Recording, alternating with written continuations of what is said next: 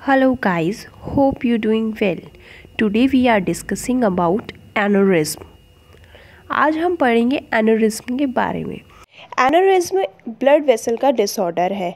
इसमें हमारी आर्टरी भी इंक्लूडेड है एंड वेन्स भी इंक्लूडेड है। इसके अंदर क्या होता है, जैसे आप पिक्चर में देख पा रहे हो कि ऊपर वाली जो है वो नॉर्मल वेन है या नॉर्मल आर्टरी है। उसके बाद जो एनोरिज्म अक्कर हो गया, मतलब हमारी जो आर्टरी है वो डायलेटेड हो गई है, बैलूनिंग शेप में हो गई है। वो किस वजह से होती है? अर्थरोस्क्लेरोसिस क्रिएट हो जाता है, जिसके कारण जो इलास्टिसिटी होती है हमारी आर्टरी की वॉल की वो लूज़ हो जाती है, जिसके कारण ब्लड का प्रेशर आता है हमारी आर्टरियल वॉल पे, जिसके कारण ये एक बैलूनिंग शेप में या फिर डायलेटेड फॉर्म में हो जाती है। इसी को हम कहते हैं एनेरिज्म। अब हम बात करेंगे डेफिनेशन के बारे में। An aneurysm is a distension of an artery brought by a weakening, destruction of the arterial wall. An aneurysm is a balloon-like bulge in an artery. Aneurysm एक डिस्टेंशन ऑफ आर्टरी है जो कि arterial wall के weakness होने के कारण एक balloon की शेप में या फिर डायलेटेड फॉर्म में आर्टरी हो जाती है। उसी को हम कहेंगे एनेरिज्म। अब हम बात करेंगे क्लासिफिकेशन ऑफ एनेरिज्म के बारे में। तो ये किस किस के ऊपर बेस्ड है? फर्स्ट होता है हमारा लेयर ऑफ वेसल्स वॉल, जिसमें हमारा true and false aneurysm include होता है। सेकंड बेस्ड होता है मॉर्फोलॉजी, जिसमें saccular aneurysm, fusiform aneurysm and third is berry aneurysm include होता है। थर्ड बेस्ड आता है हमारा लोकेशन। फोर्थ बेस्ड होता है पैथोलॉजिकल मैकेनिज्म। अब इसके बारे में हम वन बाय वन पढ़ेंगे। फर्स्ट हम पढ़ेंगे the layers of vessels wall involve, जो कि दो पार्ट्स में डिवाइड था, ट्रू एंड फॉल्स। तो ट्रू एनेरिज्म पढ़ते हैं। A true aneurysm is one that involve all three layers of the wall of N artery. मतलब हमने जब एनाटमी पढ़ी होगी तो आर्टरी के अंदर 3 लेयर होती है, टुनिका इंटिमा, टुनिका मीडिया एंड टुनिका एडवेंशिया। तो तीनों लेयर इन्वॉल्व होती है इसमें, वो कहलाता है हमारा ट्रू एनेरिज्म। सेकेंड आता है फॉल्स, या दूसरे शब्दों में बोल सकते हैं pseudo aneurysm. It is a collection of blood leaking completely out of an artery or vein but confined next to the vessel by the surrounding tissue. A false aneurysm occurs when a blood vessel's wall is injured, like coronary angiography, injury from knife or bullets, arterial grafting, etc. अब pseudo या फिर false aneurysm में क्या होता है? इसमें तीनों layer involve नहीं होती है। इसके अंदर क्या होता है, एक या दो लेयर इन्वॉल्व होगी, और ये किस कारण से होता है? कोई भी ग्राफ्टिंग हुई है या कोई एंजियोग्राफी हुई है या कोई भी बुलेट या नाइफ की इंजरी के कारण आर्टरी या वेन के अंदर क्या हो गया है? इंजरी हो गई है, जिसके कारण जो ब्लड है वो लीक कर रहा है। ये होता है हमारा फॉल्स या फिर स्यूडो एनेरिज्म। अब हम बात करेंगे मॉर्फोलॉजिकल फीचर्स के बारे में। इसके अंदर हम बात करेंगे एनेरिज्म के शेप एंड साइज के बारे में। तो इसी में फर्स्ट जो टाइप था saccular aneurysm. They are spherical in shape and involves only a portion of the vessel wall. They vary in size and are often filled either partially or fully by a thrombus. जो secular aneurysm होते हैं वो spherical in shape में होते हैं, और जो vessels का एक ही पोर्शन इसमें इन्वॉल्व होता है, और जो इसका साइज़ है वो पार्शली या फुल्ली फिल्ड होता है, किससे? एक थ्रोम्बस से। सेकेंड आता है fusiform aneurysm. A localized dilation of an artery in which the entire circumference of the vessel is distended. The result is an elongate tubular or spindle-like a swelling. अब fusiform aneurysm में क्या होता है? ये proper dilation हो जाता है artery का, जिसमें शेप में कैसा होगा? सर्कमफेरेंस की तरह होगा। मतलब हमारा सेक्युलर एनेरिज्म एक साइड, मतलब एक पोर्शन था वेसल का। अब जो फ्यूजिफॉर्म में वो बोथ पोर्शन इंक्लूड होंगे, एक सर्कमफेरेंस बनाएंगे, और वो ऐसा लगेगा कि वहाँ पर एक स्वेलिंग प्रेजेंट है। उसी को हम कहेंगे फ्यूजिफॉर्म एनेरिज्म। अब हम बात करेंगे थर्ड एन्यूरिज्म के बारे में, berry aneurysm. A berry aneurysm, which look like a berry on a narrow stem, is the most common type of brain aneurysm. They make up 90% of all brain aneurysm according to Stanford Healthcare. Berry aneurysm tend to appear at the base of the brain where the major blood vessel meet, also known as the circle of Willis. When a berry aneurysm rupture, blood from the artery move into the brain causing subarachnoid hemorrhage. जो berry aneurysm है वो एक berry shape का होता है, कहाँ पर, एक नैरो स्टेम में, और ये मोस्ट कॉमन टाइप है ब्रेन एन्यूरिज्म का. अब ये क्या है, 90% ब्रेन एन्यूरिज्म बनाता है, जिसके अंदर अगर ये बेरी एन्यूरिज्म रप्चर हो जाए तो जो ब्लड है आर्टरी का वो कहाँ पहुँच जाता है, सबएक्नॉइड स्पेस में पहुंच जाता है और क्या कॉज करता है, सबएक्नॉइड हैमरेज. अब हम थर्ड लोकेशन के ऊपर बात करेंगे. Aneurysm can be classified bye their location and symptoms will differ by the site of the aneurysm. तो इसके अंदर फर्स्ट आता है हमारा कि कहाँ पर हमारा एन्यूरिज्म अक्कर हो सकता है. तो फर्स्ट है हमारा renal aneurysm, second is abdominal aortic aneurysm, third is intracranial aneurysm, fourth is thoracic aortic aneurysm. One by one करके अब इसको क्लियर करते हैं. अब हम बात करते हैं रीनल एन्यूरिज्म के बारे में. A renal artery aneurysm is a dilated segment of renal artery that exceeds twice the diameter of normal renal artery. अब जो रीनल आर्टरी एन्यूरिज्म है, मतलब हमारी जो आर्टरी है वो डायलेटेड होती है कितनी, जो अगर मान लो कि नॉर्मल एक रीनल आर्टरी का जो डायमीटर होता है उसकी ट्वाइस उसका डायमीटर हो जाता है, इतनी डायलेट हो जाती है, उसी को हम क्या कहेंगे, रीनल एन्यूरिज्म. अब इसकी बात करते हैं इंसिडेंस, मतलब कि कितने परसेंट होता है. Renal artery aneurysm is very rare, consist of only 0.1 to 0.09%, while rupture is even more rare. मतलब कितना परसेंट इसमें, 0.1 to 0.09% होता है, मतलब रेयर कंडीशन में हमारा रीनल एन्यूरिज्म देखने को मिलता है. अब इसमें साइन एंड सिम्टम्स क्या देखने को मिलते हैं. First is flank pain and tenderness, मतलब हमारे जहाँ किडनी है वहाँ पर पेन देखने को मिलेगा और टेंडरनेस देखने को मिलेगी. Second hypertension, third haematuria, fourth sign of hypovolemic shock. Next आता है इंट्राक्रेनियल एन्यूरिज्म, जिसको हम दूसरे शब्द में बोल सकते हैं brain aneurysm. It's a weakening in the wall of cerebral artery और vein causing a localised dilation और ballooning of the blood vessel. अब ये क्या होता है, जो सेरिब्रल आर्टरी है उसको उसकी जो वॉल है वो वीक पड़ जाएगी, जिसके कारण लोकलाइज्ड डायलेशन या फिर उस एरिया में एक बैलूनिंग शेप में देखने को मिलेगी ब्लड वेसल.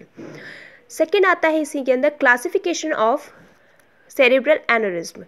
तो इसमें small aneurysm have diameter less than 15 mm.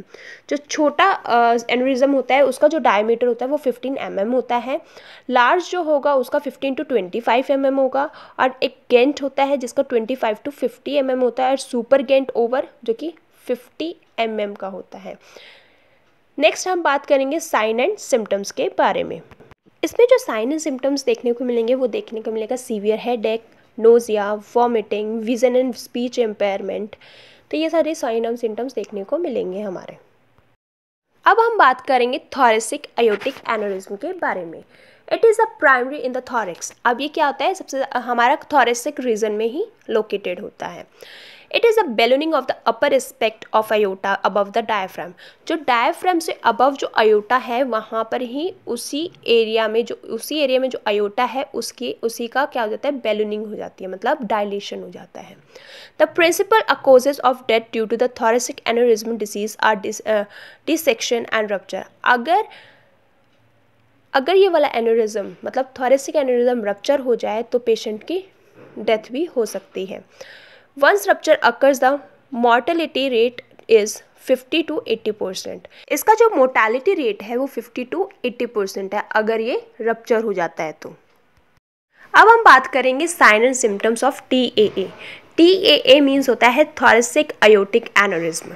तो फर्स्ट जो साइन एंड सिम्टम्स देखने को मिलता है वो है compression of superior vena cava में produce congestion of head, neck and upper extremity. मतलब जो SVC है उसका कंप्रेशन देखने को मिलेगा, जिसके कारण हेड में कंजेशन देखने को मिलेगा, नेक में और अपर एक्सट्रीमिटीज़ में। नेक्स्ट देखने को मिलेगा पल्स एंड BP डिफरेंसेस, कि पल्स में ब्रेडिकार्डिया भी हो सकता है या टेकिकार्डिया भी हो सकता है, या फिर BP में भी वही चीज़ें हाइपोटेंशन भी देखने को मिल सकता है या फिर हाइपरटेंशन भी देखने को मिल सकता है। नेक्स्ट देखने को मिलेगा chest pain, next abnormal pulsation apparent on chest, next shortness of breath, next cough, next hoarseness of voice या फिर हॉर्सनेस, नेक्स्ट डिस्फेजिया। अब हम बात करेंगे एब्डोमिनल अयोटिक एनोरिज्म के बारे में। It is an enlargement in the area in the lower part of the aorta, the major blood vessel that supplies blood to the body. It is defined by increase in size more than 3 centimeter, most common form of aortic aneurysm. अब जो lower part of the aorta है उसमें enlargement देखने को मिलता है, वही क्या कहलाता है, हमारा एब्डोमिनल अयोटिक एनोरिज्म, जैसे कि आप अपने फिगर में देख सकते हैं। सेकंड, जो इसका साइज़ जो होता है वो मोर देन 3 सेंटीमीटर का हो जाता है, और ये जो मोस्ट कॉमन अयोटिक एनोरिज्म होता है हमारा कौन सा है, एब्डोमिनल। इसमें आप साइन एंड सिम्टम्स क्या क्या देखने को मिलता है, आप पल्सरेटिंग फीलिंग नियर द नेवल, मतलब जो हमारे नेवल है या फिर बोल सकते हैं अम्ब्लाइकल एरिया है वहाँ पर एक पल्सरेशन फीलिंग फील होगा। नेक्स्ट बैक पेन होगा, नेक्स्ट डीप कांस्टेंट पेन देखने को मिलेगा एब्डोमेन के अंदर। Vast majority of aneurysm are asymptomatic unless ruptured. Rupture में result in pain in the abdomen और back, low blood pressure and often result in death. अब जब अगर ये एनोरिज्म है, मोस्ट ऑफ ये असिम्प्टोमेटिक होते हैं, अगर ये एनोरिज्म रप्चर हो जाता है तो सीवियर पेन देखने को मिलता है हमारे एब्डोमेन में और बैक एरिया में, जिसके कारण ब्लड ज़्यादा निकल जाएगा, जिसके कारण क्या होगा, जो ब्लड प्रेशर का वो लो हो जाएगा, लो होने के कारण पेशेंट की डेथ भी हो सकती है। अब हम बात करेंगे common causes for aneurysm etiology या फिर रिस्क फैक्टर्स के बारे में। तो फर्स्ट आता है एर्थरोस्क्लेरोसिस में contribute to weakening of blood vessels. मतलब जो एर्थरोस्क्लेरोसिस अगर डेवलप हो गया है आर्टरी के अंदर तो उस एरिया में कॉन्ट्रैक्शन रिलैक्सेशन नहीं होगा आर्टरियल वॉल का, जिसके कारण जो वॉल है आर्टरीज की उस वहाँ पर वीकनिंग या फिर वीक हो जाएगी, वहाँ पर एनोरिज्म होने के चांसेस ज़्यादा हो जाएंगे। नेक्स्ट आता है इन्फेक्शन हो गया है कोई भी आर्टरियल वॉल का, next syphilis, next Marfan syndrome, next penetrating और ब्लंट इंजरी, मतलब like knife stabbing and gun shoot. Next high blood pressure, it may enlarge और वीकन द ब्लड वेसल। अगर किसी पेशेंट का ब्लड प्रेशर हाई है और जो ब्लड वेसल्स है उसकी जो वॉल है वो वीक है तो वहाँ पर ज़्यादा प्रेशर होने के कारण वहाँ पर एनोरिज्म बनने के चांसेस हैं। नेक्स्ट आता है older age, next male sex, next smoking, next family history of aneurysmal disease. अब हम बात करेंगे general pathophysiology. Due to etiology reason like the atherosclerosis, trauma or infection may contribute to weakening and degeneration of the blood vessel wall। मतलब कि कोई भी ऐसा etiology factor है जो कि हमारे ब्लड वेसल को वीक कर रहा है। लाइक जैसे हम बोल सकते हैं कि अगर कोई भी ब्लड वेसल में अर्थरोस्क्लेरोसिस हो गया, अर्थरोस्क्लेरोसिस होने के कारण जो वेन में कॉन्ट्रैक्शन रिलैक्सेशन नहीं होगा, वहाँ पे कोई मूवमेंट नहीं क्रिएट होगी, जिसके कारण जो वॉल का वहीं उसी एरिया में वो जो वॉल का एरिया होगा वहाँ पर जो उसकी वॉल की इलास्टिसिटी है वो लूज़ हो जाएगी। मतलब एक तरह से बोल सकते हैं कि जो वेन है या फिर आर्टरी है वो वीक हो जाएगी उसकी वॉल। नेक्स्ट आएगा इसमें हाइपरटेंसिव इंजरी में compound their degeneration and ulceration the expansion of aneurysm. अगर आपको पता ही है जैसे हाइपरटेंशन में क्या होगा, ब्लड का जो प्रेशर होगा वो बड़ा होगा, मतलब ज़्यादा होगा, ज़्यादा होने के कारण जब वो प्रेशर उस एरिया पे पड़ेगा तो वो वॉल वीक है, वीक होने के कारण वो बाहर की तरफ प्रोट्यूड हो जाएगी। ठीक है, तो वही फॉर्म कहलाएगी हमारी aneurysm.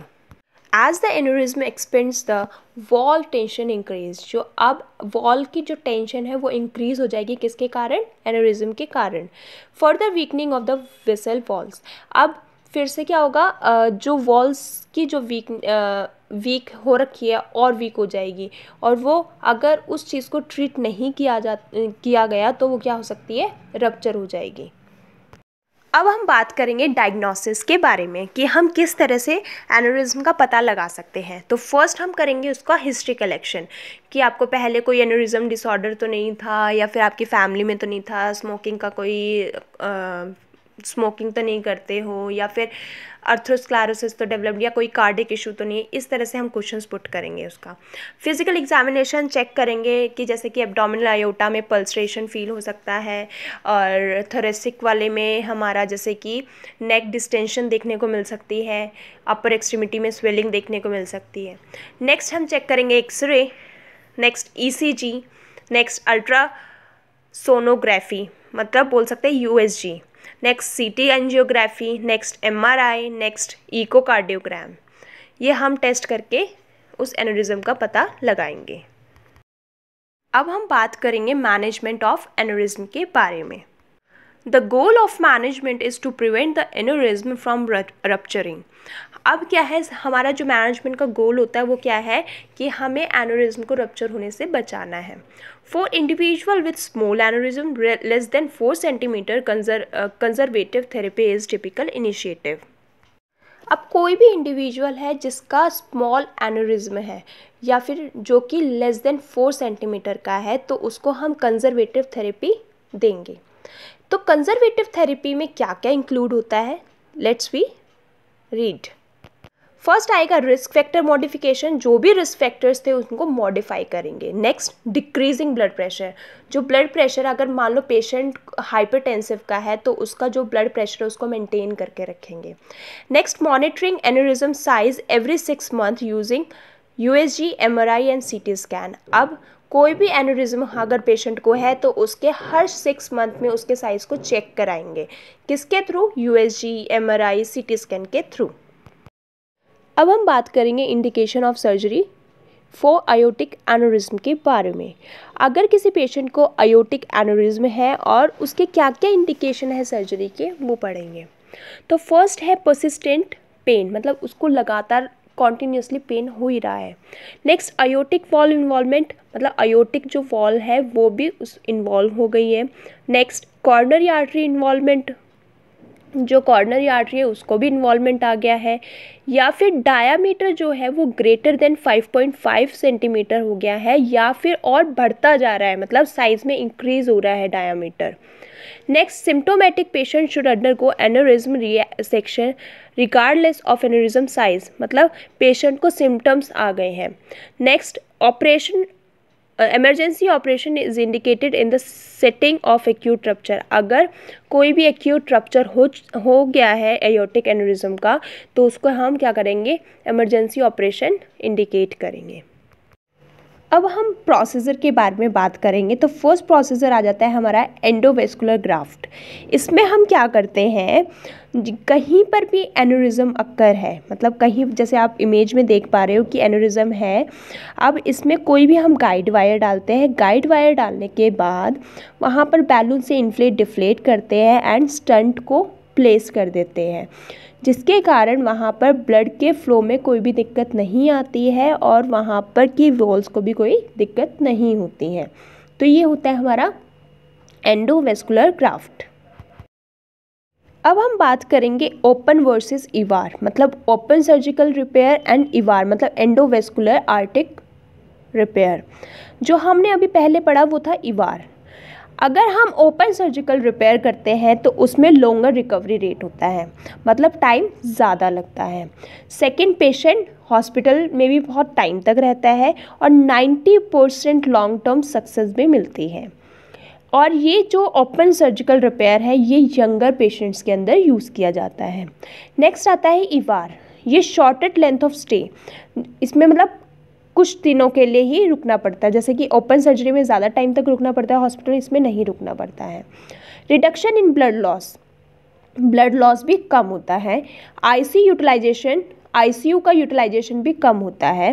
Reduce morbidity and mortality rate, morbidity and mortality rate भी क्या होता है, डिक्रीज रहता है। और ये इवार जो यूज़ किया जाता है वो ओल्डर पेशेंट्स में ज़्यादा यूज़ किया जाता है। इसमें लॉन्ग टर्म तक फॉलोअप की ज़रूरत होती है।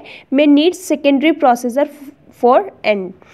अब इसमें सेकेंडरी प्रोसेसर की भी नीड पड़ सकती है। अब हम पढ़ेंगे benefit versus complication of endovascular repair. अगर हम एंडोवेस्कुलर रिपेयर करते हैं तो उसके बेनिफिट्स क्या है और कॉम्प्लिकेशंस क्या क्या होते हैं। तो फर्स्टली हम पढ़ेंगे बेनिफिट्स के बारे में। एनेस्थीसिया और ऑपरेशन का टाइम जो है वो कम होता है। स्मॉल ऑपरेटिव ब्लड लॉस, मतलब इसमें क्या होता है, जो ब्लड लॉस है वो भी कम होता है और छोटा सा इंसीजर लगता है। नेक्स्ट क्या है, decrease morbidity and mortality rate, मतलब मॉर्बिडिटी एंड मॉर्बिडिटी रेट भी डिक्रीज रहता है। एंड शॉर्टनेस, मतलब कुछ ही टाइम के लिए हॉस्पिटल में रहना पड़ता है और क्विकली रिकवरी भी देखने को मिलती है। And reduction in all over the cost, मतलब जो कोस्ट लगती है ओपन सर्जरी के कंपैरिजन में तो वो भी कम लगती है। नेक्स्ट हम बात करते हैं कॉम्प्लिकेशंस। एन्यूरिज्म रप्चर की, एन्यूरिज्म रप्चर भी हो सकता है। पेरीग्राफ्टिंग लीक, अब जो ग्राफ्ट लगाया है वो लीक भी कर सकता है। आयोटिक डिसेक्शन भी हो सकता है। Graft dislocation and the embolisation, मतलब ग्राफ्ट जो लगाया है वो लोकेशन से हट भी सकता है और कहीं पर भी एम्बोलाइज भी कर सकते हैं, कहीं पर भी जा सकता है। Renal artery occlusion due to the graft migration, अब जो रीनल आर्टरी है उसमें ऑक्लूजन भी देखने को मिल सकता है। क्यों? क्योंकि ग्राफ्टिंग माइग्रेशन के कारण। अब हम नेक्स्ट प्रोसीजर के बारे में बात करेंगे जो कि है क्लिपिंग द एन्यूरिज्म।